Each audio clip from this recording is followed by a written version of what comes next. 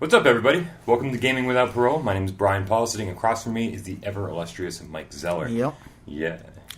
I got nice clothes on today. You do. I've never seen you in nice clothes. Your hair's combed. Yeah. I comb my hair. Like, I'm not just, like, rolling in here like I crawled out of a dumpster, you know? You mean like I did this morning? Yeah, kind of. Yeah, you haven't shaved. Yeah, I haven't shaved. I haven't shaved in a month. Yeah, you're probably wearing the same shirt you had on last night. Yep. It's my apartment. Yeah, that's true. It is. I can do what I want. You can. You know what? This is probably the first time anyone's listening to us. We've been doing this for a long time, but we haven't actually shared it with anybody. Maybe we should say our name. Oh yeah, this is Gaming Without Parole. Yeah. Okay, let's start over. Yeah. Gaming Without Parole, and I think that you can explain it best. So the name is a bit dark now that I'm actually having to stop and think about it. The goal is to we're both big gaming enthusiasts, but we both also allegedly have outside lives. Yeah, kind of. We do other things. Getting less true by the day. Yeah. So we kind of came up with the name as a way of the point of the podcast and the video cast now, I guess, is to talk about ways that big gaming enthusiasts kind of temper that passion with other things in real life, and then we usually just end up talking about like fucking cats and we don't give too much advice on how to like make gaming a smaller part of your life or a manageable part. Yeah, because we definitely shouldn't. Yeah. We're really unqualified for that. If you're trying to figure out how to quit drinking, you don't ask the guy that wakes up in the dumpster. Yeah. Actually, we're just going to prove, I think, to ourselves and to anybody listening that this is an inescapable downward spiral. That absolutely. we're just circling the drain. Nailed it. All right, Mike. What have you been playing this week? Other than the recent obsession with Dark Souls 2, John and I restarted. We're doing a New Game Plus run, which they made this big hullabaloo about New Game Plus. It's really different. Like there's all this. We've changed up the scenarios. We've moved around the enemies. Like it's a totally new game. Yeah. And you start out you're surrounded basically. Like as soon as the game loads, you're surrounded by a type of enemy that has never shown up anywhere else in the game. Wow. And is actually kind of cool. Okay. And then that's about it. We've put in probably 6 hours into New Game Plus, like and same thing. Other than the enemies hitting harder and the occasional Black Phantom enemy, so it's just like a kind of red and black superpowered version of a regular enemy, or like a kind of NPC style enemy, which is not, they had those in the rest of the game. They've had those in the previous two games. Occasionally, other than occasionally dropping in one or two of those, it's pretty much the same exact thing. Well, that's a shame. Yeah, it really is. I was looking forward to something a little more exciting. So, well, it's good for me though. Yeah. Because I want you to play something different. Okay. What do you want me to play? Anything else. Anything other than. Yeah. Well, I have been playing other stuff actually, and since we didn't even really talk last week about what we'd been up to, so. And I was on vacation all of the previous week, so right. I had some time. I did have some time. Excellent. So I've started several games, and I don't know. I finally decided to start Kid Icarus Uprising. Oh yeah. And I knew going into it that it has kind of a crunchy reputation. I mean, there are people that really, really like it, and then there are people that it didn't really review great. And playing, I can see why. So it looks really nice. It does, and that's the thing, because the way it was being pitched, it seemed kind of like, basically like a Nintendo take on God of War, which seemed really cool. Like I like seeing the sort of Greek / medieval pantheon depicted in. So you're not saying like total button masher. No. You're not saying that. Like you're not saying it's that version of God of War. No, and God of War it can get kind of technical too. I mean, it's not like a Bayonetta or a Devil May Cry, but you can't just. I would say Kingdom Hearts is more of the button mashy, where God of War you have to pay attention a little bit. I'll agree with you on Kingdom Hearts. I will disagree with you on God of War. All right. But anyway, as someone who reluctantly played all of them, wow. That's another conversation. Yeah, we'll get into that a little bit later. Our text message exchange of last night was eye-opening, or not really. No, it was par for the course. Yeah, really. Exactly. And so I really like the idea of having that kind of mythology depicted in like the Nintendo style. Yeah. Nintendo has always had a real eye for character design, for world design, and even in their duds, like, you have to admit these are kind of ingeniously created worlds and characters. So I was excited about that. The beginning parts of each level, which are basically rail shooters, are actually pretty decent with the touchscreen. You move with the analog nub, and you aim with the touchscreen, and you fire with the triggers, and that works out pretty well. And are you using the cradle? No, I don't understand why people need that. They must have weak little baby wrists, because it's really not that bad. Okay, I'm just picturing them like, oh, I can't hold my DS. It's all. I was a little confused by it. Yeah, how many extra fingers you need? It does not seem necessary. I mean, and I'll get into this. Your hands do feel pretty uncomfortable by the time you're wrapping up a play session. I don't see how resting it on a cradle would alleviate that at all, because it's not the weight; it's the way you have to grip things. Okay. It's just not. So that part's fine. It's pretty cool because you're kind of flying over these, Greek-style hillsides and, zipping through caverns, and, you'll be, like, racing alongside dragons, kind of a Panzer Dragoon type thing. Nice. And then you land, and that's where the problems start. Oh, is this going to be like a Knights scenario? Yeah, probably. Because when you land, it switches to the kind of God of War, like, melee combo. I mean, you're shooting, too, but you're in close quarters. You tend to have, like, arena kind of fights. And you still control movement with the analog nub, but you control the camera with the touchscreen. And so you're just sitting there repeatedly swiping to get the camera to spin around so that you can, like, see. It's awful. It's really bad. Sounds bad. What was it? Mario 64 DS didn't it have a similar? I think so. I actually never played that because it didn't. I had kind of moved past the Mario 64 by the time that port came out.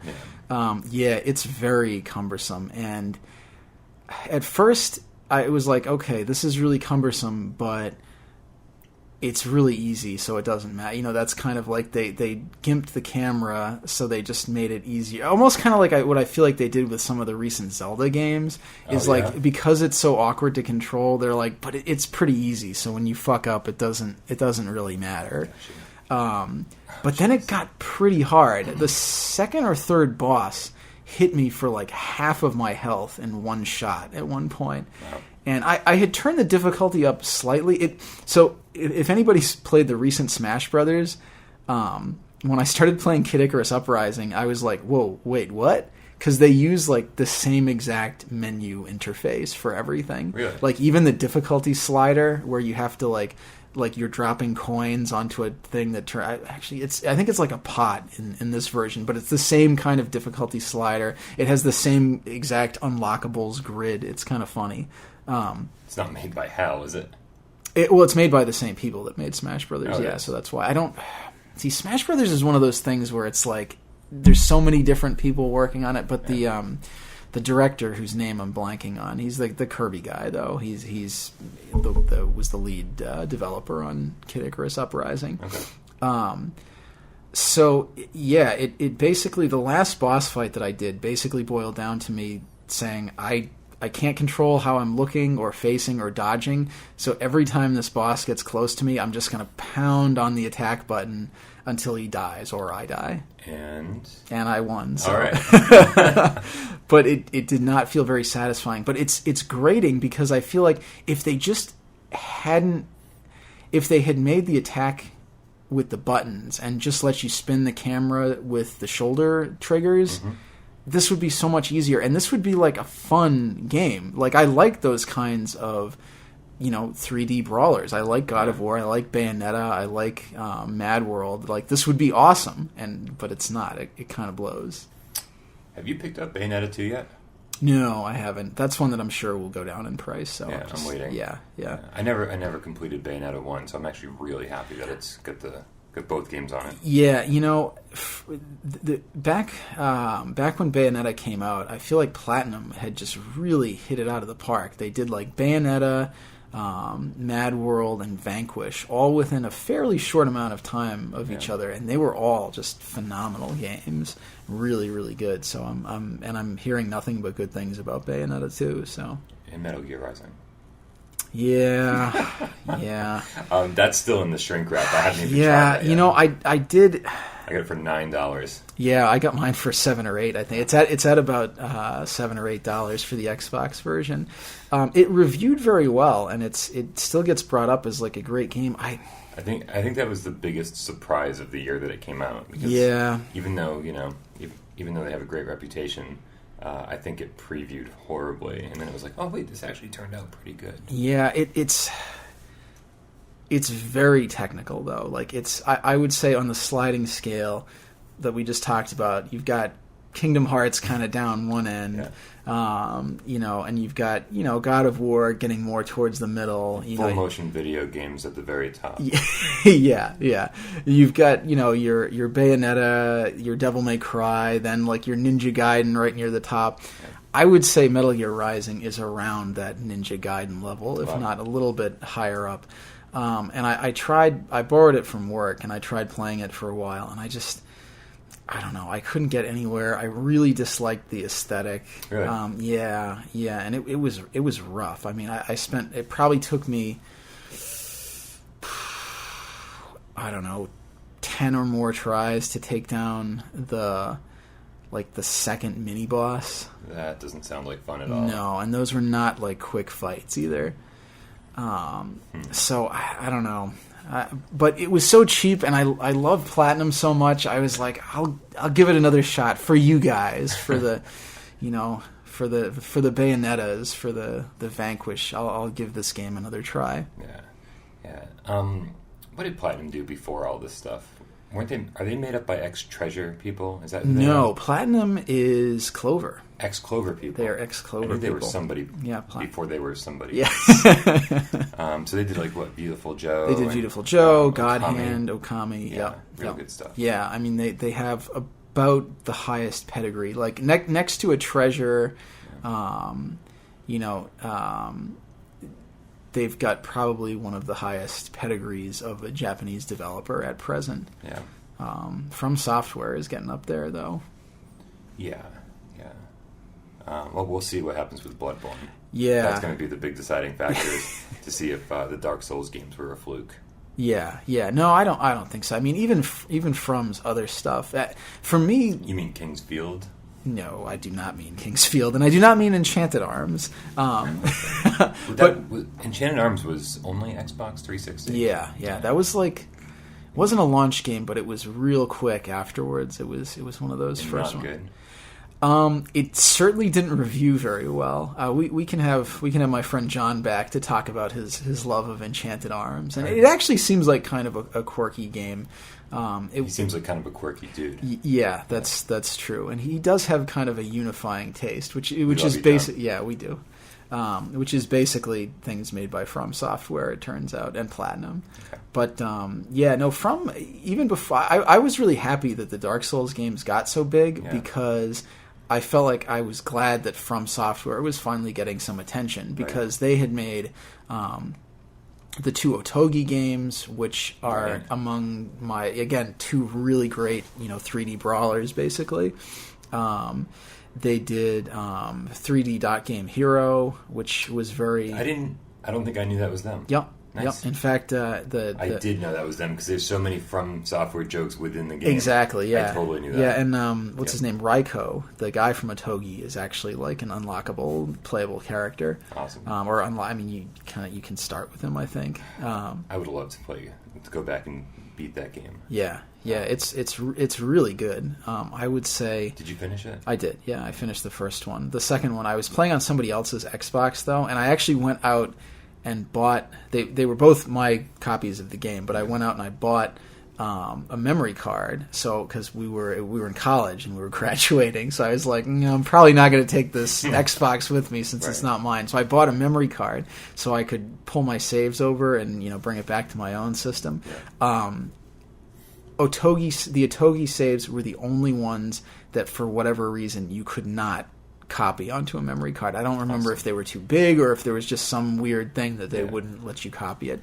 So I lost all of that. And it takes a long... That game has a very steep curve near the end to unlock all of the weapons and the equipment and stuff. Yeah. I've got to say, Otogi games are something I'd love to go play. I have them both. But it's the kind of thing that you don't just kind of venture into for like an hour or two. I think you really just have to sit down and commit yourself to it. Yeah, and they have some pretty tough chunks too. It's a lot of kind of hacking away at things. Yeah. They're probably one of the most secret-filled games that I've ever come across. Since the scenery is almost completely in every level, you can break almost everything you see, including like walls and floors and stuff. And there's just tons of different things buried in little out of the way corners. Did you also beat 3D Dot Game Heroes? I didn't. No, that I didn't get through. I played through a significant part of that, and then saved my game. Something else came out, distracted me for months. Oh yeah. Tried to go back to it. I had no idea what I was doing.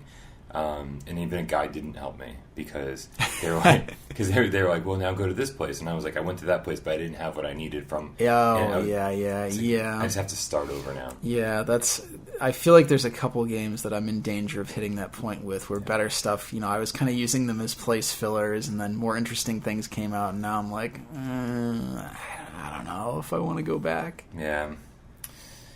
I need to refill my coffee. Okay.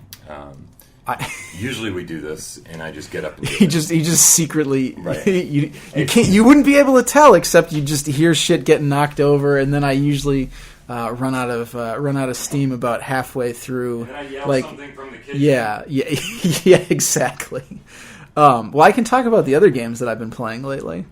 I also fired up kind of a unique title, EX Troopers. Oh, awesome. Thank you. I was really thirsty. Yeah, I totally forgot. That's okay. Dreamcast. No. What is that? So the story of EX Troopers... It's not X Troopers. It is EX Troopers. Well, that's how it's spelled out. I mean, it's E.X. Troopers. Let's so go with I'm going EX. to... I mean, the Japanese voice actor occasionally pronounces it X Troopers, but... What does he know? Yeah, exactly. Yeah. So the story of EX Troopers is kind of a fascinating one. So, way back in the day when Mega Man Legends 2 came out, it ended on probably one of the biggest cliffhangers of any video game ever. So, spoilers, it ends with Mega Man trapped on the moon, and everyone else is like, shit, Mega Man's on the moon, we gotta go get him! And then it just ends. Oh. And we never got Legends 3? No. No. So, well, that's the thing. So for like a decade and a half now, people have been clamoring for Mega Man Legends 3. It's such a beloved 3. I heard that. Yeah, I know. Yeah. I know. I was drinking a lot of the Sacramento wine before I came over here. Excellent. So it's Sunday morning, people, in case you're wondering. Which means this won't get posted until like Wednesday night. Yeah. Anyway, so Mega Man Legends 3. So for like a decade and a half, people were just clamoring for this game because it was a really beloved cult series. They had both reviewed very well. Yeah. They were games that totally skyrocketed in price on the secondary market. But Capcom was like, oh, it didn't sell very well, sorry. So roll over to the years go by, the 3DS comes out, Capcom announces Mega Man Legends 3. I don't think it was a launch title, but it was like within, again, that early window we were going to get Mega Man Legends 3. Not only that, but they were opening up the development process to an unprecedented level. They were like, you, the fans, because you love this series, like, we're making this for you. We don't think this is going to make any money, but we are opening this up to you, the fans. You are going to help us make this game. And so Japanese, I mean, game development in general is a pretty opaque process because it's so commercial. Like, they don't really want to be giving away the secrets. Of course. And Japanese game development, especially, because Japanese companies in general are even more opaque than U.S. ones. But they're like, that's not how we're going to do it. You're going to have access to the development team. Keiji Inafune, the godfather of Mega Man, yep. He's going to have a real back and forth dialogue with everyone. We're going to, not only will you be able to submit designs for the bosses, you're going to be able to pick, from lists of character designs that, really. And so people just ate this up. They're like, this is amazing. They released a demo of it. It was, I think it was actually a pay demo too, which is horse shit, but whatever. This was going great. Then Keiji Inafune quit kind of abruptly, yeah. and it didn't sound like it was on great terms. He kind of, flipped the double bird and walked out the door of Capcom, yeah. To now go and work on Hyperdimension Neptunia or something. I don't know. He's doing other stuff now, but I think most importantly, he's behind. Was it Mighty Number 9? Mighty Number 9, and which looks just like Mega Man. Yeah, and that other game that also looks just like Mega Man. Whatever. It doesn't matter. The other one. Yeah. When he first left, though, it was like the first thing he was doing was helping with Hyperdimension Neptunia, which is.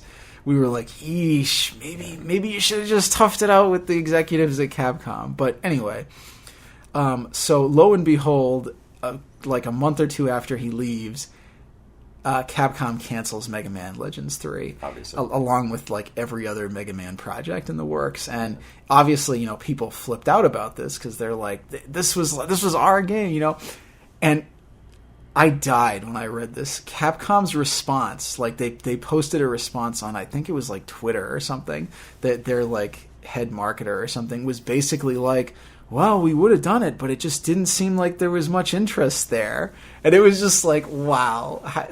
Yeah, totally they're like, yeah, well, no, it's not only are you canceling this game that is probably up there with the Shenmue 3 and Half-Life. The Last Guardian, Half-Life 3, it's up there with those most beloved, most desired games. Don't compare your little Mega Man game to My Last Guardian, okay?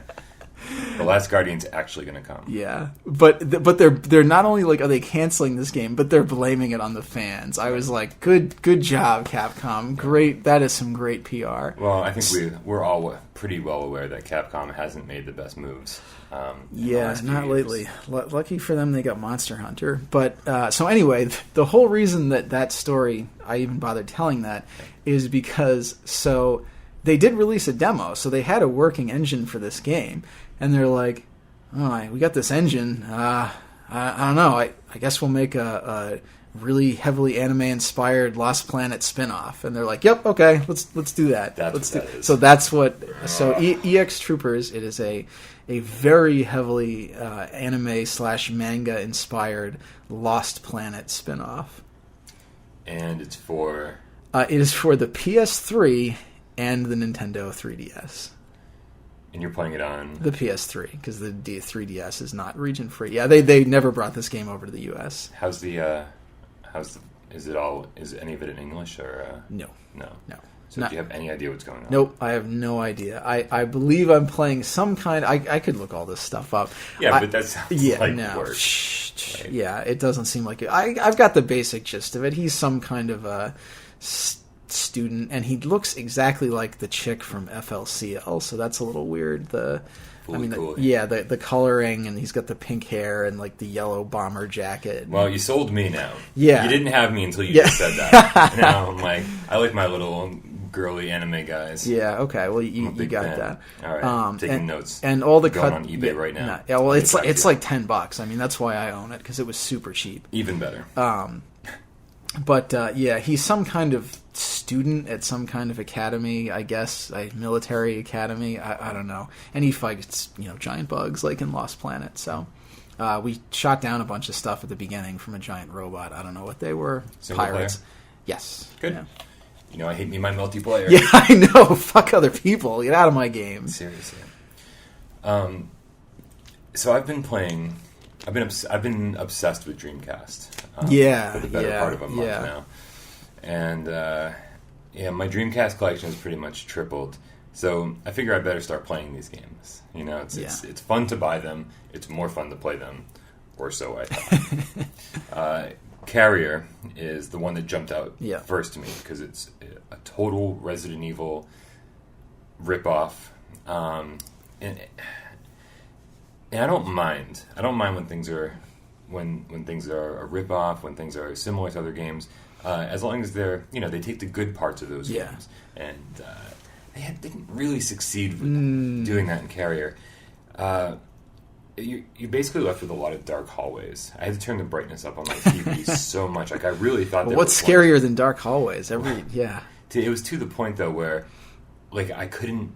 I thought that I was supposed to be in pitch darkness, pitch blackness. Yeah. And when I turned the brightness up on the TV, I could like pretty clearly see where I was going. It's like, all right, this seems wrong. Yeah. And the other funny part about that is that I'm playing through, and things are jumping out and doing their Resident Evil things. Yeah. And the controller's not vibrating. So you and I had a conversation. Yeah. Because without the VMU or anything in the Dreamcast controller, it's a very insubstantial feeling. It feels like a toy. Yeah. It feels like a piece of plastic, and that's all it is. Yeah. And that's pretty much all it is because I actually had to look this up. I had forgotten what makes the Dreamcast controller rumble, and they're called jump packs. Right. So you just plug it into the second expansion port. Oh, okay. No batteries required. Just put it right in, and you've got rumble support. And it just never stops rumbling. Carrier uses it very minimally. But so I was looking online, saying, "Well, I want to pick one up for cheap. Maybe I can grab a used one or something." Yeah. So there's a company called Innovation, and these are on eBay, brand new, for $1. Nice. I know what I'm buying when I get home. $6 shipping. Something like that. Doesn't that gall you? I have actually... I bought two of them, and so two of them, and they combined shipping, so it was less than $10 for two of them. It sucks. Yeah, that drives me nuts. When you said $1, I was like, oh, that's perfect. Like, I'll buy that. As soon as you said $5 shipping... Yeah. See, I would buy something if they were selling it for $6 free shipping. Yeah. I would do that, right. But that's going to drive me nuts. Why does it? But Mike, they're available in 12 cool colors. Oh man! And I did choose red for both of them. Okay. Just to match my walls. Yeah. When I paint them, you didn't want to match your gray washed out Dreamcast controller color. No. Isn't that a terrible color? I know I bitch about white electronics. That like kind of faded gray though is even worse because you get the same grime buildup and it just looks like sad. It looks like a bad winter morning. Well, my VMU is the same kind of see-through, but it's blue. Yeah, mine too. And this is the see-through red. And I gotta say, when you put it all together, it looks like. It kind of reminds me of when you like plug in the Sega CD and the 32X and you create this monstrosity. Yeah. The Dreamcast controller wasn't good to begin with. No. But with all this shit sticking out of it, I mean, it looks like a monstrosity. I've created like Frankenstein's monster. Controller, yeah. Totally. But I mean, for $1 plus a ridiculous amount of shipping, like I said, I got two of them for less than $10 total. So you figure out the math on that. It's like $1 and then like $4 when they combine. I don't fucking know. So that's good. I'm glad to have rumble support back in my controller. Yeah, it was really important. Couldn't get by without that. No, but Carrier is getting really. It's not getting difficult. In fact, the weapon you start off with is they call it a welder, but it looks like just like a taser almost. Yeah. Right? So it shoots off like this little burst of electricity like this far in front of you, and you can basically kill every single monster, every single bad guy with the taser. So I'm just like stocking up on machine gun ammo and shotgun ammo, or no, not shotgun, but pistol ammo. Yeah. I've just got a ton of ammo. I've got grenades that I've never used. I've never thrown a grenade, but I have like 50 of them. Nice. We've got all these bombs and everything. And I'm just walking around killing bosses with a taser. So because I'm thinking, I'm like, this game's going to get hard eventually. Yeah, I better save up all this ammo. I mean, that's survival. I don't even play survival horror games, but I know that's the shtick. Like, you stockpile when you have a chance. Yeah, it's unnecessary in this game. In fact, there are bins where you go and you pick up a certain type of bomb, and there's always a at bomb least in one there. Yeah. So you pick it up, and you can go back to it immediately and pick up another one until you have 20. You max out at 20 or 10 or something. And then once you've used 5 or 10, you just go back and you replenish. They're always there. Like, this is the opposite of a survival horror game. It's not terribly scary. The voice acting is perfect because it's awful. I'm just kind of like, I'm using a guide at this point because I'm just trying to get through just streamline it, get to the end as quickly as possible, yeah. Because it's a lot of hallways. It's a lot of, it's ridiculous floor plans. Like, no place in the world would have a floor plan like this. Yeah. And I'm just trying to blast through the game. Nice. And even with the game facts guide, it's still not all that fun. So I kind of fast forwarded to the end of the FAQ to see, like, how much longer is this going to take me? And it's only going to probably only a couple more hours, so I'll deal with it. And then at the end of the game, it says, and then this begins Jennifer's story. Oh, no! So you play through the whole game again as a different character with a different story. I'm like, I don't know if that's something I want to do. I'm like, I just got all these great Dreamcast games, and I'm spending my time with one that I'm really bored with. Yeah. What else did you pick up? Everything. Yeah. See, a Dreamcast is kind of funny. Like, if you're gonna build a Saturn collection, you're gonna have to drop some massive money. If you want to build an Xbox collection, pretty cheap. Yeah, really, not much going on. I think about 100 Xbox games in a year. Yeah, Like, you can do that pretty cheaply. Dreamcast, though, you can get a lot really, really cheap. And then there's like this titles. Chunk of like you said, kind of important stuff, which is really expensive. So maybe I shouldn't talk about this because I wasn't my plan was for all the expensive ones to just pick up the Japanese import, which are still fairly expensive, but like a third the price. Yeah. Which I did. Oh no! We're gonna have an edit break right there. Yeah. Oh, camera! Okay. So close. We're almost done. I think we're okay. We'll just have a pause for commercials at that point. I knew that I should have reinforced that too. You should get you could probably get another mic stand and put it on that. Just have it directly up.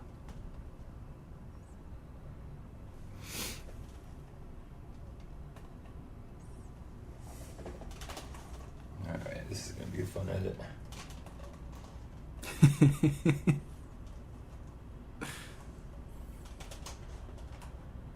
Alright, I think we're back in business. And we're back from our commercial break. Right? Yeah. From our camera break. Yeah. No, it's all good. It's our first video podcast. I assumed there were going to be issues, and, well, the camera fell down. Yep.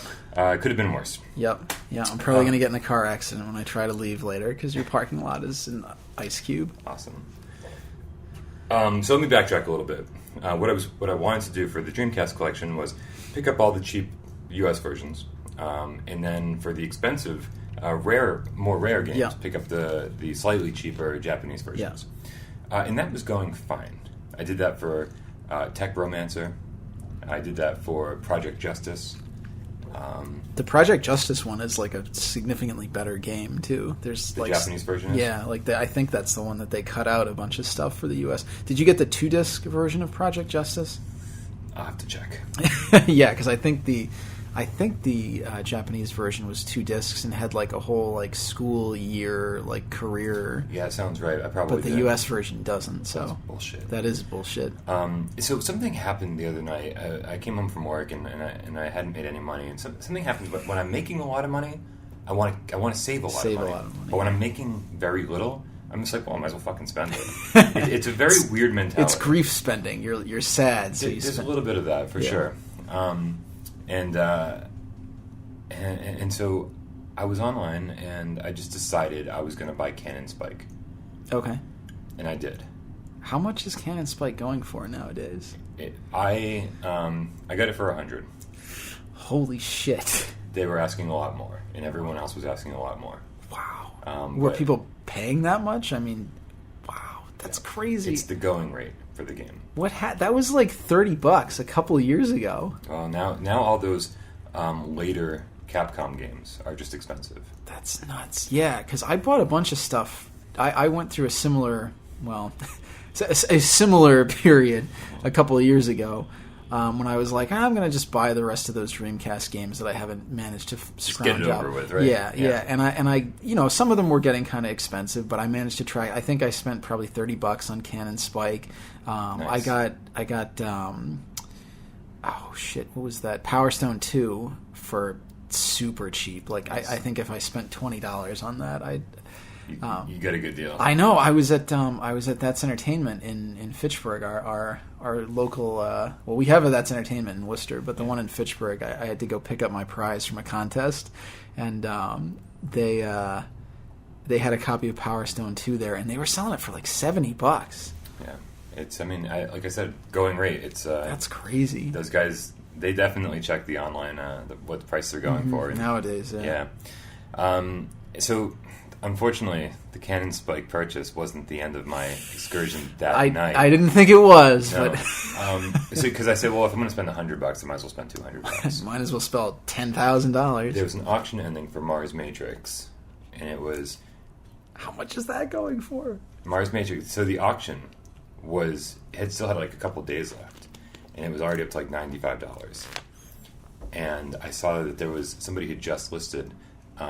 One that was brand new, like literally brand new, still in the cellophane. Oh wow! For $115. Oh. I was like, well, so if they're selling, if this auction isn't over yet, it's probably gonna get to $115. Yeah. And I'm like, even if I just buy it and resell it, yeah, it sounds like it's worth what I'll pay for it. So I actually picked that up too. My problem is that I always think I'm going to pick these up and I'm going to resell them, and then I pick them up and I'm like, I'm never going to let this leave my hands. Yeah. So one of the games that I was really looking forward to playing, I mean, there's a ton of games that I'm looking forward to playing, but sort of like a fast-paced action game. Yeah. I was really looking forward to playing Outrigger. That one I'm not as familiar with. It's sort of Sega's answer to, I think at the time, Quake 3 Arena. Oh, okay. You know? Yeah. And the single player looked halfway decent. So I started playing it, and there was not a single control option that made it playable. Like, that's a bummer. Nothing.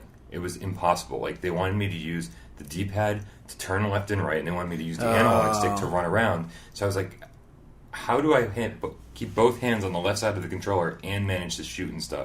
I have no idea. And I checked every control option, and it was just a fucking mess. I guess that's why I don't know anything about Outrigger, but why Quake is still kind of the name that still makes the rounds. I think the Dreamcast would have been infinitely better with two analog sticks. Yeah. So yeah, that's sort of been my week. I picked up Alien Front Online. I picked up actually a new in-box copy of Seaman. Oh, nice. Yeah. Yeah. So there's a lot of great games I'm looking forward to playing. At least quirky games. Yeah. I love quirky games. Yeah, the Dreamcast is kind of like the Neo Geo Pocket, I feel like, in that you can still find a bunch of like sealed stuff super cheap, and then there'll be these kind of like little outliers where it's like ridiculously expensive. So I was looking at Wonder Swans. Yep. And I don't think... I mean, there's always been like a game here or there. Yeah. That I've been like, oh, that looks kind of cool. But I'm wondering if it's worth picking up a system for it. They're only like $60 or $70. Yeah. I mean, I don't own one, so that's usually a pretty good indicator of whether I think it's worth it or not. Most of the better stuff for Wonder Swan eventually got ported to like the Game Boy Advance or to the... I had a feeling that was the case. Yeah, I mean, there's one or two... I'm sure there are people that are... Well, if we have anybody listening or watching this right now, I'm sure there are some people that are pulling their hair out like, what? The Wonder Swan's amazing! But I think it's kind of the same thing, where a lot of the better stuff got ported. A lot of the stuff is kind of cheap, but insubstantial, and then there's like a couple of really good games that are super expensive, like how is it called? Judgment Silver Sword, I think. Something like that. It's a shooter. It's their like big ticket game. Something like that. Yeah, and there's a pretty decent looking Mega Man game on there too, which will occasionally make me think like. But the other thing is that is a Japan only system, so you are only playing games in Japan. It's not like a system where you can get most of the good games in a language that you know how to speak, and then pick up one or two imports. It's the whole thing is. Yep, absolutely. All right. So before we get into our topic this week, okay. Is there anything you're looking forward to playing? I know this can be kind of a... Yep. Tuesday is when the Saints Row 4 expansion comes out. So it's it's the first one where you're not playing as the like created hero. You're now playing as two of the characters, one of whom I think has been in since the beginning of the series, and one of whom was a recent addition back in Saints Row the Third. Both fan favorite characters. So, and you have to rescue the leader of the Saints from hell, which is a pretty Is this Gat out of hell? Is that what it is? Gat, yeah. Johnny Gat is probably one of the best characters in a video game ever. Awesome. Because he's just so congenially murderous. He's like the nicest guy ever when he's not like chopping people up and. Okay. Yeah, you know me. I wish I had any kind of desire to play those games, and I've heard they're great. Yeah. I just don't have the time. If I'm going to pick up an open world game right now, yeah. It's Well, they're GTA not. 5 or... Yeah, they're not. I mean, they're not like Fallout 3, 150-hour games. They're longish. I think I clocked in about. Probably about 40 hours in Saints Row 3, maybe a little bit more, and probably a little bit less for Saints Row 4 went pretty quick, I feel like. But I think more importantly, January 27th brings us Dying Light. Oh, yeah. The parkour, basically... Atkins-themed survival horror. The parkour... it's got a little calorie counter in the bottom of the screen. That sounds awful. And I'm actually taking a wait-and-see approach on that one. Wow, that's revelatory for you. You haven't just ordered the special edition sight unseen. There is no special edition, which means I didn't pre-order. Which means they didn't think it was good enough. Right. Strangely, the weirdest story about this game is that literally a month or two ago is when they canceled the 360 and PS3 versions. So this game's been in development for a couple of years, and 2 months before it came out, they canceled the last gen versions. I'm picturing them like looking, some bookkeeper looking through files, and he's like, "Oh wait, we were supposed to do this on 2 more systems, guys. And they're just like, "Oh shit, shit." This is the kind of is game anybody working on Dave? Were you working on the 3? Fuck, he's not. It's weird to say, but I think that if this game was only a current gen game the whole time it was in development, I'd probably be ready for it. I'd be like, "Yeah, let's do it." But it's one of those games that I know the development time was split between all these platforms, and games suffer for that. Yeah. I know a lot of games suffer for that, especially a lot of the ones I've been playing recently. Yeah. So I'm just going to see what happens. It's definitely a game that's right up my alley. If I have a couple amazing shifts between now and the end of the month, I'll definitely grab it right away. But with my Dreamcast purchases, I think I got to reel it in a bit. But more importantly than even that, you and I are about to start playing the same game. Yeah. Assuming it shows up. well, I'm waiting for you to start playing it. I had picked up Danganronpa Trigger Happy Havoc on Vita, the only place where it is. Yeah. Back when it launched, right? I think the day it came out, I got it, and it's definitely my style of game.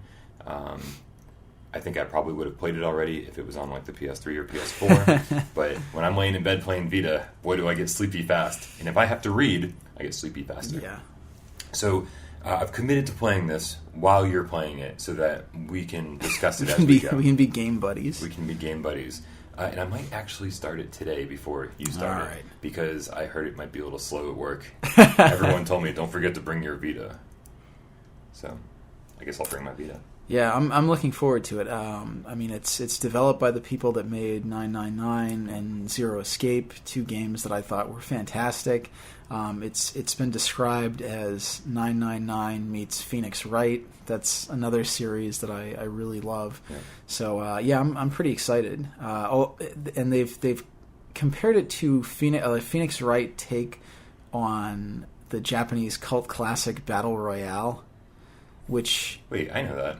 Yeah, it's the movie where it's like the Hunger Games. Basically. Yeah, it's like a good version of the Hunger Games. Right. Yeah, it's the same kind of thing. They've got kids out murdering themselves. It's a little less of a. I feel like the Hunger Games is more of a critique of like reality TV and celebrity culture, where this is more kind of a dystopian. Just everything sucks, and it's I loved that movie, and so that should be encouraging. But it's a super depressing movie, like really, really depressing. Yeah. So I'm expecting there's not going to be a lot of levity in these games, which you might be surprised because that adorable teddy bear. God, I can't remember his name. Morikuma, something like that. Kuwakuma's bear, so that makes sense. Okay. Yeah, he's awesome. Okay. Yeah. All right, but I think we need to move into our topic so we don't run out of time. We do. All right. So why don't you, is your idea, why don't you explain what we're going to talk about today? So since we're actually starting to post these, we've decided that we can reuse some of our better topics from our pre-pro days. And so we decided to talk about licensed games, which I actually think are a fascinating area of exploration because, games have always kind of existed in this weird medium. They're obviously a creative piece of creative expression, like a book or a film or any of that. But they're obviously they have much more in common with, say, a Hollywood blockbuster because they're just so expensive and time consuming. I mean, it's in a lot of, depending on which ones you're comparing, a lot of games nowadays can end up being more expensive to develop than certain films, and so they've kind of always existed at this cross section of artistic expression and corporate creation, consumer culture. And I feel like licensed games are interesting because they're much more on that corporate capitalist side of things. Right. But there's something that I think there are a lot of misconceptions about too, because I think there are some very different.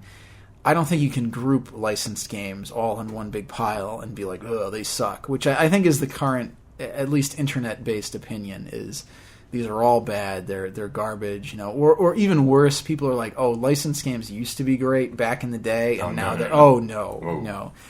I think it's an issue of there needs to be a broader term than just licensed games. I think there are a few different groups, and one of them, at least, is usually quite poor, but some of the others can be pretty decent. Is the one that you were going to say is quite poor? Would that be the movie tie-in? Yes. Because that's my first example. Yeah, movie tie-ins, or worse yet, tie-ins to popular children's programs. Oh, yeah. Yeah. It took me a second. Now I got it. Yeah. Yo, children, right. Oh, those people that are like the little ones. The little, yeah. They don't seem to know a lot. Right. There seem to be a lot of them outside between like 7 and 8 a.m. and then again at 1 and 3 p.m. All before I wake up. Yeah. Yes. So the very first one I want to talk about. Okay. It's one of my favorites. The Crow. The Crow. City of Angels. Do you know that I actually watched The Crow for the first time only a couple of years ago? I had never seen that movie before. Michael, what is wrong with you? Why? I've watched it now. I enjoyed it. I watched it fairly recently, within the last couple of years, and wasn't a huge fan. When I was 15, it was awesome. Oh, of course, because I was, when depressed and emo and in high school, and and I was like, this movie's so badass. But so deep. So deep. All the ideas. Yeah. And so, I was still in sort of that high school mode when this came out. And I remember Electronic Gaming Monthly. I think I subscribed to GamePro for a brief time. And all the previews were like pretty positive. They never said, hey, by the way, this might not be good at all. All the screenshots looked like... how could we be led astray by game journalism? Really a bit strange. The screenshots looked like Resident Evil. And at the time, that was my bread and butter. Still kind of is. Carrier. Which it doesn't really make any sense, because the Crow was a very different beast from... Yeah. But control-wise and with the still camera angles... It very well could have turned out to be quite a different game if they just threw in some puzzles, took out some of the awful beat 'em up action parts, which is the whole game. It's just a mess from beginning to end. It's bad. It's really bad. And I bought it on the very first day it came out. I was very excited for it. So the funny thing about this, let's get into the minutia here. It's February of '97 came out on PS1. A couple months later, it came out on Saturn. I don't think the Saturn improved. Yeah, it's got a current game ranking score of 23.5%. That's pretty low. Yeah, I mean, this is one of those games that I own just because I love how bad it is. And there's something awesome about how bad it is that I can't get over. So I love that I own it. The funny thing about it is it was developed by Grey Matter and published by Acclaim. Acclaim. Oh man, you got a lot of quality there. Acclaim. Kind of like the. For a long time, you could just look at Acclaim and say this is just going to be a bad game. I don't know how they stayed in business as long as they did. I think it was because of the licensed games. Oh yeah, people just bought stuff because of the name. They were the same as LJN. Actually, LJN, were they part of Acclaim? Oh, were they? Were they like the Ultra for Konami? Shit, I wish I had looked that up. That right, the Ultra Konami NES days? Yeah. Yeah, it very well could be related. Now, the funny thing is I looked up Grey Matter because I figured these kind of developers come and go. Yeah. You make a game like The Crow City of Angels and you're never heard from again. Grey Matter went on to make Call of Duty. Really? Yep. I can't read my own writing, but they made Call of Duty United something or another and Call of Duty 2 Big Red One. Wow. Right? And then they also made Return to Castle Wolfenstein. Wow. All very critically acclaimed games. Yeah. But then we're never heard from again. But it's awesome that they kind of went out, not on top, but, yeah. High mid-tier. Yeah, they've got something to show for it. Well, that's what the that's another thing that's fascinating about making licensed games.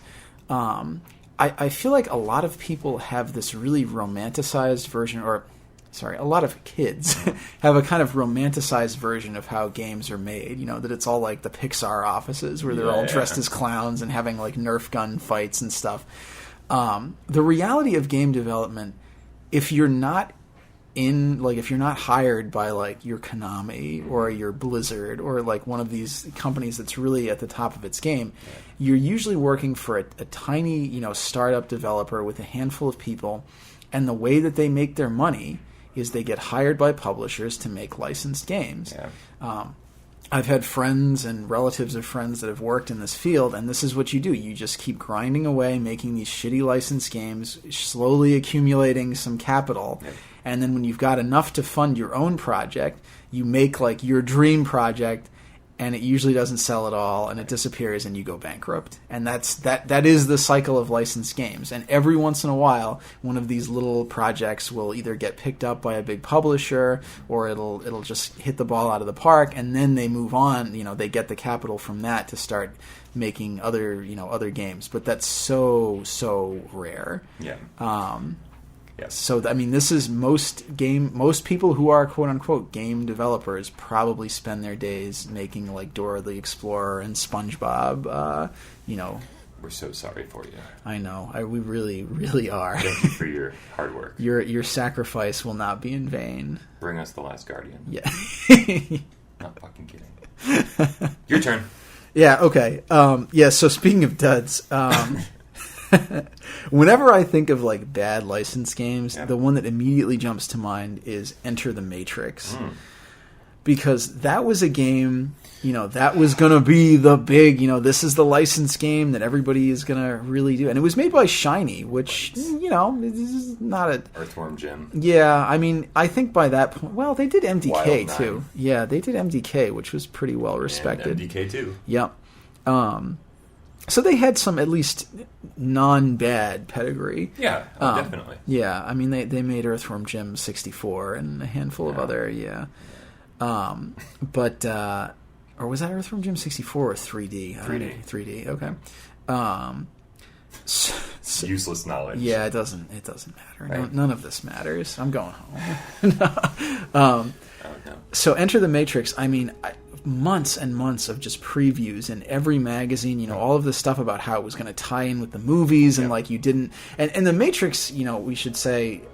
I feel like it's such a contemporary thing, but actually that movie came out like 15 years ago. Wow. Yeah, like 15 or 16 years ago when I was in high school. That was like the Matrix in a lot of ways transformed action cinema. It really kind of led the way to the like wire fu, the really scripted martial arts battles and the really high speed action. That we see in a lot of films nowadays. So when the sequels were announced, those were like the biggest of big news. They came out, I think, around the same time as the Star Wars prequels. So they were like kind of on that same level of enthusiasm. And so this game was supposed to be a tie-in. It was going to feature, the story. Like there were some characters who were more side characters in the film, and they were going to be the stars in the games, and it was going to tie in. There were clips from the movies, like clips that they didn't use in the movie that were being used in the... I remember the previews. Yeah, it was a huge deal. Spreads in like EGM. Yeah. Ridiculous. And when it came out, it was probably one of the worst reviewed games I have ever seen. I mean, a lot of like 1s and 2s out of 10. It was very, very critically panned. Yeah, it was critically panned across the board, and just really, I don't think has Shiny... I mean, they're gone. That probably put them out, right? Yeah, what's his name? Dave Perry, the president? Yeah. He's still around, and he's still doing things. Yeah. But I think as a company, Shiny is... Yeah. They've been done for a while. Yeah. That probably was the nail. Yeah, I would imagine so. So that's, that goes a long way. And it just... And the complaints were that it just felt half-baked. Like, it just... The action was sloppy. I mean, I remember... Because I actually wrote a review when I was applying for a reviewer job. I wrote a review of this, and I remember like climbing up a ladder just looked like the guy's like jerking. I mean, it looked like he was masturbating 2 elephants. Like it was bad. It was really bad. And and this came out on the PS2, the GameCube, the Xbox, systems that are capable of making things look pretty nice. Yeah. And it looked like shit. Like, it was not good. Yeah. It's, I'd love to play it. I would. No, honestly. Just because I have an affinity for bad games. And this sounds like right up my alley. Yeah. And, again, that's one of those I just kind of I swept it under the rug when it came out and just never thought about it again. I've seen it on store shelves for like $2. I mean, you could probably like reach into your pocket, and even if you just pulled out lint, like you could probably purchase this game. Can I give you this for that?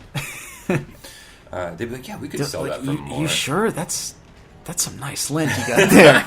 I mean, there's a couple different colors in there. Yeah, that's a shame. And I mean, you got to figure that Shiny just kind of fell into the trap of licensed gaming, where they were like, well, we have to get this game out by a certain time to coincide with this release of this movie or whatever, and it just wasn't done. Yeah, and that really is the trap. That's why these things are so bad usually, because they're forced. when a developer takes on a project like this, they have to sign so much paperwork, giving up so much control. People always talk about, like, why are they so shitty? Like, aren't these developers, like, don't they get it by this point? Yeah, they totally get it. Like, they're not releasing these games thinking that they're going to hit it out of the park. Like, they know it's shit, and they feel bad about it. But the reality is, this is what the corporation, this is what the publisher is demanding of them. Titus did not want you to control Superman flying through rings for hours on end. That was not what they wanted. So this one will be a little bit contested, I think. This is Jaws for the original Nintendo.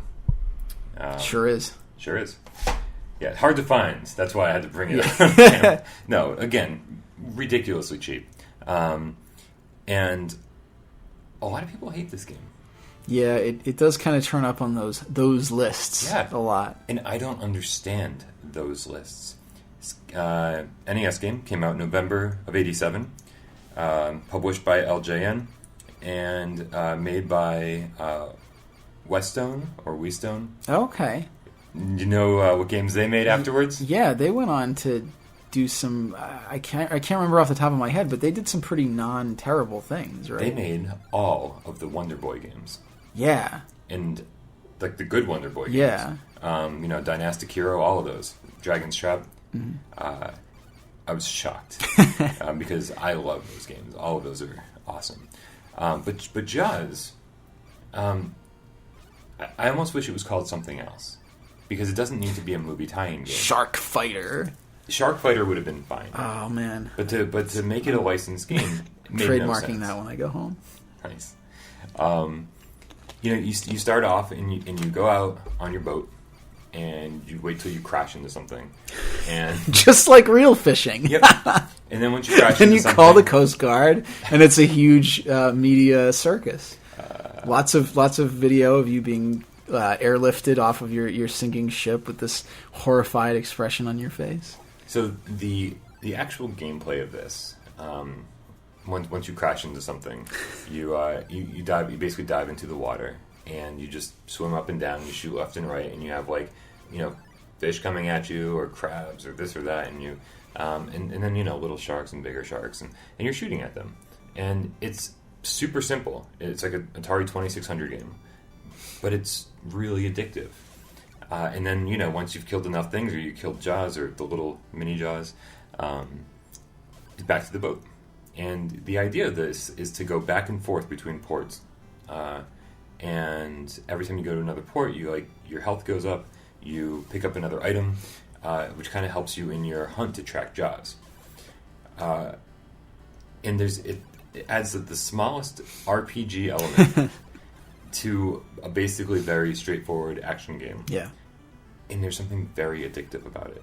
It's not the greatest game in the world, but I do pick it up probably once a year and play for an hour. And it's like you die and you just want to do it again. You die, just want to do it again. And you do that for an hour. And you're like, nah, I'll play next year. Great game. Well, you know what's funny about games from that era? I definitely don't want to turn this into back in the day, those were real games. But there is something really interesting about that particular era, I feel like, because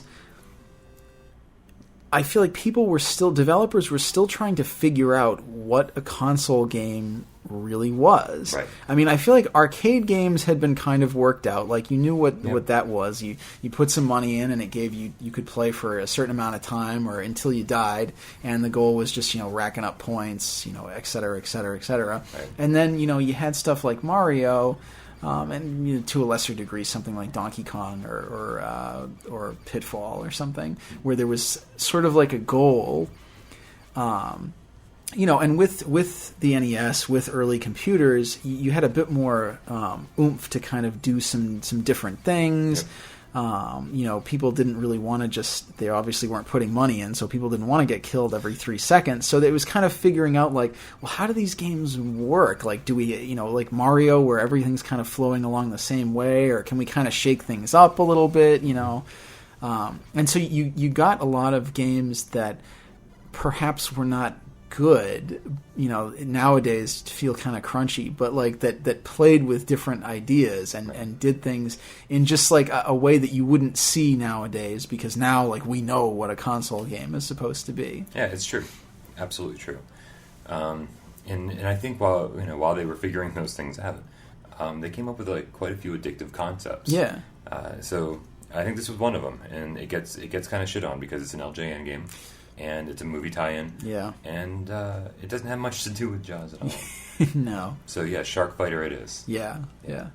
What do you got? Well, next? when you mention not having much to do with a movie, so segue. Yeah. Well, so I think you start to see better licensed games when the tie-in is less specific, or it's it's less immediate, because like we said a few minutes ago, a big part of the problem is they're on a timetable and they're answering to people that don't really know how to make games, that don't really know how this works. I remember, again, I had a friend who worked for a smaller developer, and he would say they would do all this stuff. They would get the game into a specific state that the suits requested. They would send it off, and then it would come back, and they'd say, "Oh, we need you to change this." And they're like, "Oh my god, well that's the whole guts of things." So they'd change it, they'd send it back, and they're like, "No, we need you to put it back the way that it was." So I think the better games are, not surprisingly, the ones that are not on a stringent, like, this must release the day, or like the day after this movie comes out. And it must feature this, this exact plot of the movie. Right. And they're the ones that, because of that, they have the corporate, publishers and the license holders breathing down their neck a lot less. Mm-hmm. So you get something like The Chronicles of Riddick, Escape from Butcher Bay, which is, I loved Pitch Black. I thought that was a phenomenal movie. But The Chronicles of Riddick, the film, was pretty shitty. Like, it was not a good movie. And so, here you have a game that, with that same title, and the game is great. And I think the reason for it is it came out significantly after the movie. They were allowed to actually make the game, and it only has the barest, it's its own entity, and it only has the barest of attachments to the film, and you kind of get the feeling like, the developers were given this handful of kind of world lore to play around with, and then they just did what they wanted with the character. Yeah, those are always the best. Yeah, and it was really good. You saw a number of years later the Ghostbusters game, not tied to anything. It had been 20 years since there was a Ghostbusters movie, and it was great. Because again, they were given the characters, they were allowed to finish their game, and could kind of just do. I think they were actually given the bones of a plot that Dan Aykroyd and oh gosh, I'm going to forget his name. Ramos? Oh, Harold Ramis. Harold Ramis, yeah. Harold Ramis had worked out, and they're like, yeah, just go to town with this, and it was great. Yeah. It's good that they got that done before we lost Harold Ramis. I know, and he voices the character. That's a great. I'm sure there are some people that, I don't know, think that he might have been better represented in other ways, but I think that's a pretty good send off, for him getting to voice a beloved character in one final go. Which actually, I know you and I have occasionally talked about the new Ghostbusters movie. I'm okay if Ghostbusters ended with that game, because that was a great game, and it felt like a great send off to those characters. Yeah, there's this weird need to reboot everything. I know. Well, because new ideas are too risky financially if a movie's going to cost, $130 million to make. Did you hear they're going to reboot Poltergeist? Maybe. That's not the piece of information that would probably stick in my head. The only reason I bring it up is because one of the actors said, "Yeah, this is going to be more of a family movie." Well, wait, why are you rebooting a franchise and changing it? Why don't you just create a new thing? Yeah. But that'll be interesting. He likened it to more I don't know. Yeah, I don't know. I've read too much about new movies coming up. There's a Monopoly movie coming out that they. Oh, great! That sounds perfect. They're like, oh, it's like an adventure, like family fun movie, like The Goonies, and I'm like, whoa, your Monopoly movie is going to be like The Goonies? It's going to be something went wrong. We've got that guy that played Samwise Gamgee. What the hell is his name? He was in The Goonies. Who's Samwise? What? The kid from The Goonies. He played Sam in The Lord of the Rings. Oh, I can't remember his name. You bring up Lord of the Rings. I have no idea what's going on. Sorry. It's all right. We'll cut that part out. No, we won't. All right. Riddick. Yeah, Riddick reminds me of, like, the Batman Arkham games before the Batman Arkham games. Yep. You know, you got the character in a basic setting, and it's like, go to town. Yep. There's no real predetermined story here that you need to follow. Just make it good. Yeah, and it's funny that you mentioned that, because for a long time I had actually thought that there was some crossover between those groups, but Starbreeze is totally different from from Rocksteady that does the Batman games.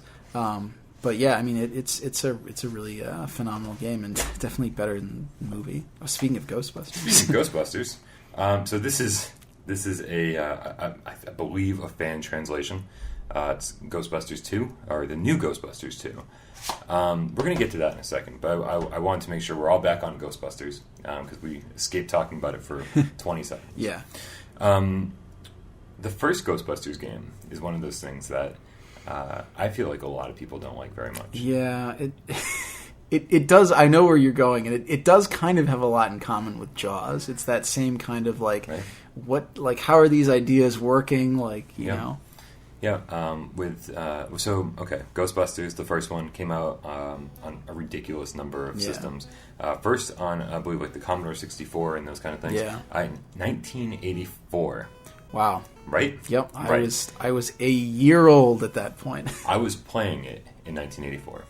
Maybe 85. You're so old. I'm so old. Oh, God. How do you... But I'm adorable. Yeah. And later on, it came to the Sega Master System in 87. So 3 years later. And then the following year to the NES. So 4 years after it originally came out, we finally got on.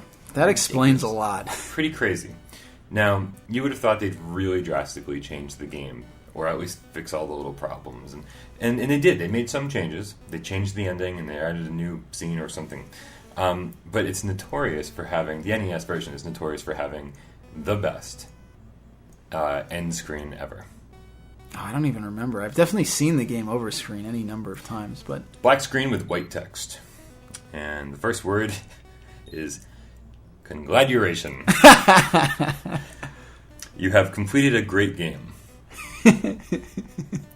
And proved, with 2 O's, the justice of our culture. Now go and rest our heroes. Nice. No comma, our heroes. Just now go and rest our heroes. Yeah. Fantastic. They're so tired, you have to help them rest. You've been busting all those ghosts. Congratulation. Yeah, a congratulation. It's my favorite word of all time. I know that's going in a subject heading for an email that I'm going to send later in the day. So the great thing about this game is that it's actually made by David Crane. Really? Yeah. And when I was a kid, I used to play Ghostbusters for hours on end. You know, I loved that at the beginning you had to pick your car. You know, and they all had different attributes. Some were faster, some were slower, some had more room for things that you could stick on them. And then, you know, you had to had $1,000 or something like that to start the game with, and you go to the store. And it's just like this little square that says store. And you decide what's going to happen. You decide how many traps you want to buy. You decide if you want a vacuum for your car, ghost vacuum to suck up the ghost as you're driving. And you basically customize your car, and it really changes the gameplay while you're playing. And then you're kind of on this map screen, and houses will start flashing, and you are moving the Ghostbusters logo, creating a trail around the city, determining where you want to go. The houses that are flashing have hauntings. You need to go catch those ghosts. You show up. It's a different kind of like mini game, and you kind of have to set up your Ghostbusters. You set up the trap, and then you try to bring everything together and let the trap up at the right time to catch the ghost, giving you more money to buy more traps, etc. All of that is good. The driving is fun. You try to suck up ghosts as you go, basically making the game last longer. That's ultimately what it does, because the longer the game goes, the more money you can save up and the more prepared you are for the end of the game. Yeah. The end of the game is rough. Yeah. You know, you go to Zulu and you try to get up all the stairs, which is impossible. And then when you get to the top, you fight Gozer. Yeah. And then the Stay Puft Marshmallow Man, or one before the other, I don't know. But it's one of those games where the ending might kind of suck, but the fun part is getting to the ending.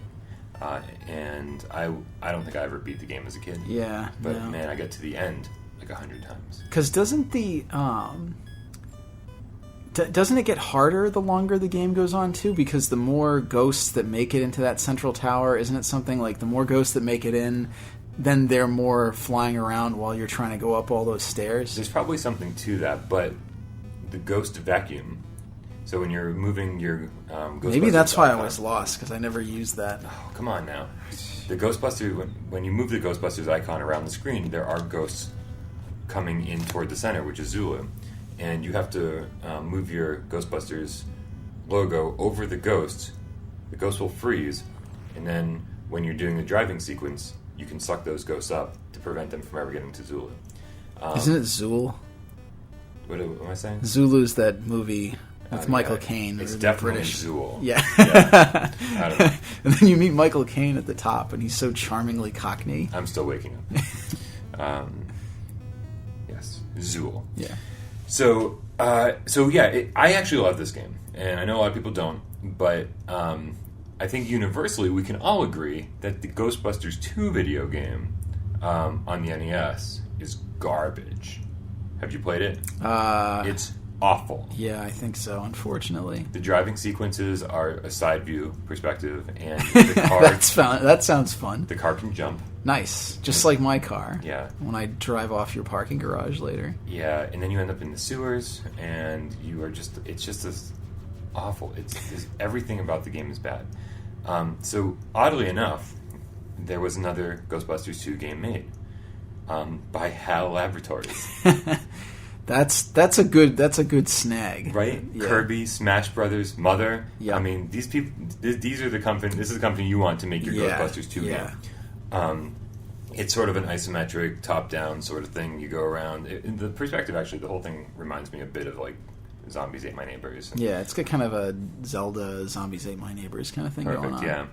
And you have like a party too, like right? You have a couple guys with you. Yeah, it's awesome. Yeah, it's actually a really great game, and it never came because of licensing issues. Yeah. It never came to the U.S. There was a PAL version and a Japanese version, and that was it. Bummer. And this came out in 1990, so I mean, a long time ago. Yeah.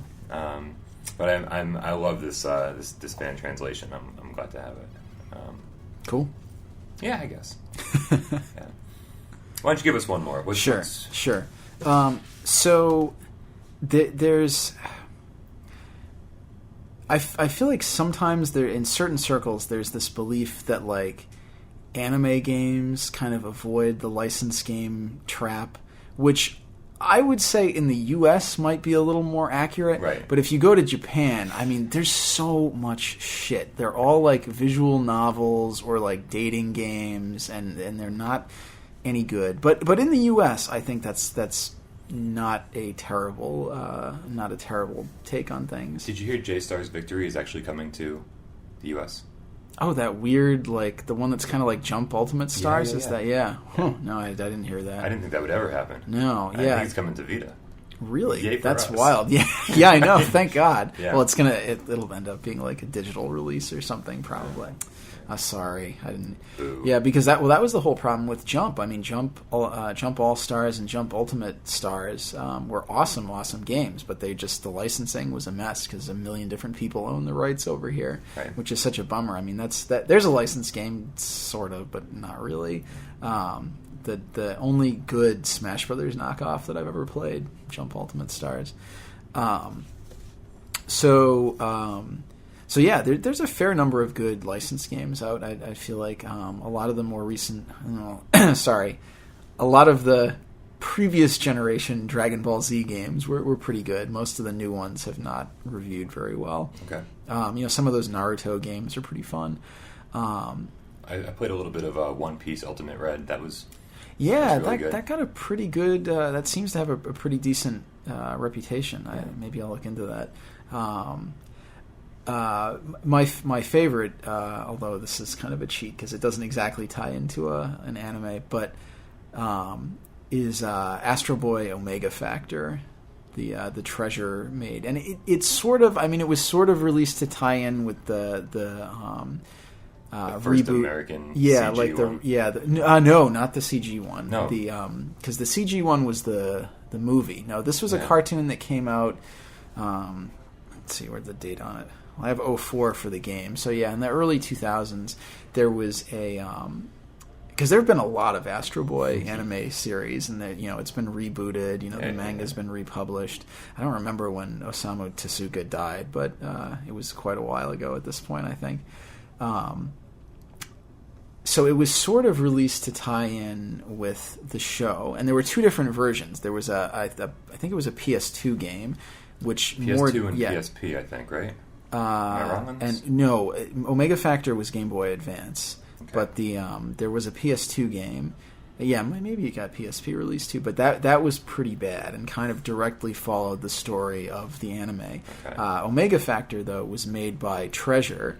Really? And actually served more as like an homage to the entire catalog of Osamu Tezuka's work. It had all of his different characters, some really obscure ones too, but it had like and they all kind of fit into the plot in the way that they were meant to, but it had a lot of his favorites, or a lot of the favorite characters like Blackjack and the Phoenix. Kimba the White Lion kind of had a little cameo. I'm just smiling and nodding. Because I know. My Astro Boy knowledge is so limited. Well, this is not Astro Boy. These are all their own separate properties. Kimba the White Lion was like one of the more earlier released animes to be pushed in the West, but they kind of all have these little cameos, and or some of them have actually major plot points. And being made by Treasure, it's a very like. It's a tough like platformer shooter. Yeah. It kind of it gets kind of fuzzy. The actual genre that you're in. There's brawler parts. There's some platforming parts. It's very technical. There's like multi dodges you can do. There's huge screen filling enemies. I'd expect nothing less. Yeah, exactly. It's good stuff, and that came out right around the same time that Riddick did too. So two really good licensed games. But again, it wasn't unlike say the the SpongeBob game or the Dora the Explorer game, which they need to get they need to just get these games out so that they can either start work on the next one, or they're afraid that the popularity might start to wane. But this was kind of allowed to gestate the required period, and it's great. I'm wondering if you have an unhealthy obsession with Dora the Explorer. I work at a library, man. I just see it all the time. Awesome. SpongeBob, though, I mentioned, before the popularity wanes. I was thinking about it the other day. Yeah. SpongeBob has been around for fucking forever. Really long time. Yeah, like that's and it's still like not even slightly beginning to dip in popularity. Like it's still. We're going to be coming close to 20 years now. Yeah, exactly. Yeah. It's probably 15 or 16 years, I would guess, because that was out, probably before I started college, and it's still super popular. Yeah, I want to say it was like 16, 17 when it came out. Yeah. So, I mean, it could be like 18, 19 years old at this point. Yeah. Wow. Yeah, isn't that nuts? Crazy. I just had this, and I was thinking, like, Pokemon has been kind of around for that. That came out around that same amount of time, and again, just as popular. Yeah. And then I was like, maybe it's something with, like, yellow stuff? And I was like, oh, shit, The Simpsons! It's the color yellow. Yeah, they've been around forever. I know. But no one seems to care about The Simpsons anymore. Yeah, I mean, they've dipped a little bit, but they had cultural cash for quite a while. Yeah. I mean, and even still, like, they had a movie that came out, 6 years ago, maybe 5 or 6 years, The Simpsons movie? Simpsons movie was, like, a long time ago. Was it? Shit. Yeah. I'm losing. I'm pretty sure, anyway. Yeah. But yeah, I mean, again, well, they're at about 20 5 years, so maybe that's the thing. If you make something that's yellow, it'll last at least 20 years. We know the formula. Yep.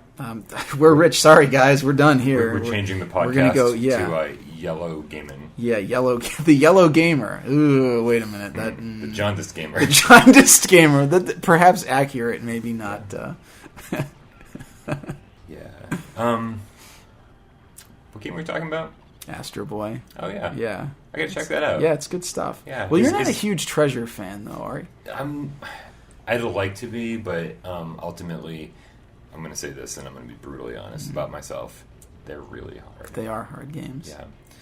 I don't know. I don't like hard games. It's not true. I like one hard game a year, and that's not going to be it. Yeah. Yeah. Cool. So this one is only for Game Boy Advance. There are other games out there. There's a lot of Astro Boy games. But this is the one you're talking about. It was released kind of in conjunction with a PS2 game, which I actually think might have... No, Treasure might have done the PS2 one too, but it was just much more like tied to the show and not great. All right, Mike, we got to start wrapping this up. So we should both be playing Danganronpa this week. Hopefully, it's gonna happen. Yeah, no mail delivery for the next 2 days though, so probably won't be getting it. What's happening Monday? Ooh, man, we're gonna have to edit out that part. I don't even know. It's Martin Luther King Day. Oh, it is. So sorry. Ooh, man. Yeah. Yeah. Well. Yeah. My neighbors must have heard. Yeah. Yeah. No, it's whatever. I don't know any holidays. Okay. Yeah. When's the 4th of July? I don't know. Yeah, so I'm sorry you won't be playing it, but with any luck, I will be. You have a better time of getting through games than I do. That's I think true. You have more of a commitment to them than I do. I do. Yeah. So I think even if I start before you, you'll end way before me. So, all right. Well, so that's our very first video podcast. Or is there another word for this? Vodcast? No, let's not call it that. Yeah. Vidcast. Yeah. Video podcast. That sounds very 1990s, Vidcast. It does. So thanks for watching Gaming Without Parole. I'm Brian Paul. It's Mike Zeller. You can reach us at gamingwithoutparole@gmail.com for the time being. The website's still getting taken care of. And hopefully we're going to get this on iTunes soon, too. But for now, keep subscribe to us on YouTube. It's Without Parole. That's our channel. And for right now, we're just Gaming Without Parole. Hopefully soon we'll expand into other territories. Yeah, I can start drawing some comics again. Amiibos Without Parole. Amiibos. Oh, man, yeah. Thanks for watching. We'll see you next week. Bye.